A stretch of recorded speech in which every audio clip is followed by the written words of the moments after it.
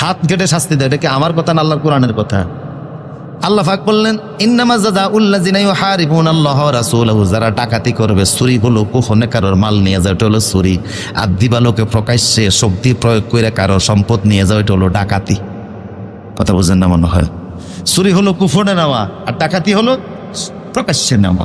চুরির শাস্তি একরকম আল্লাহ দিলেন, ডাকাতের শাস্তি আল্লাহ আরেক রকম দিলেন।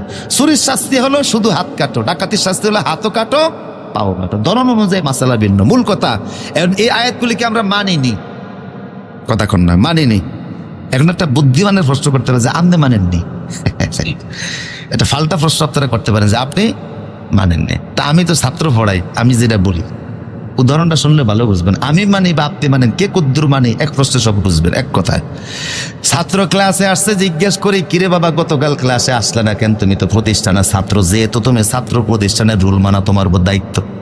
কথা বলে না, তুমি ছাত্র যদি না হইতে আমি তোমার জিজ্ঞেস করতাম না, যেহেতু আমার ছাত্র, যেহেতু তোমাকে রুল মানতেই। তো গতকাল ক্লাসে আসো নাই কেন? ছেলে বলে হুজুর জ্বর ছিল। এই যে দেখেন এখনো জ্বর আছে, এক বাসায় ওষুধ আছে, এই যে দুপুরের ওষুধ সাথে করে নিয়ে আসছে, জোহরের পরে খাওয়া লাগবে। সে প্রতিষ্ঠানে আসে না, এটা তার দোষ, কিন্তু একটা উপযুক্ত কারণ দর্শাইছে, গিয়ে দর্শায় নাই। আরেকটা ছাত্র বলল গতকাল আসো নাই কেন? কয় বন্ধুদেরকে নিয়ে ফুটবল খেলছিলাম। এটা নিয়ে ছাত্রের কাজ, তার কি উপযুক্ত কারণ কৈফিয়তটা ঠিক হইল? তাইলে কৈফিয়ত অনুযায়ী হাসরের ময়দানে বাঁচা যাবে। দিন কায়েম এখন নাই, আল্লাহর আইনগুলি এখন বাস্তবায়ন নাই, কিন্তু যারা দিন কায়েমের পক্ষে কথা বলে হাসরে তাদের কৈফিয়ত আল্লাহ গ্রহণ করবেন।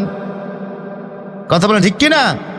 আর তুমি যদি ওই ছাত্রের মতো ফলাফল বলো যে গতকাল বন্ধুদেরকে নিয়ে ফুটবল খেলছিলাম, তুমি যদি বলো দিন কায়েমের পক্ষে ছিলাম না, আমি আরো বিরোধিতা করছি, এই করছি সেই করছি, তাইলে হাসরের ময়দানে এই কৈফিয়ত দিয়ে বাঁচার সুযোগ আছে নি?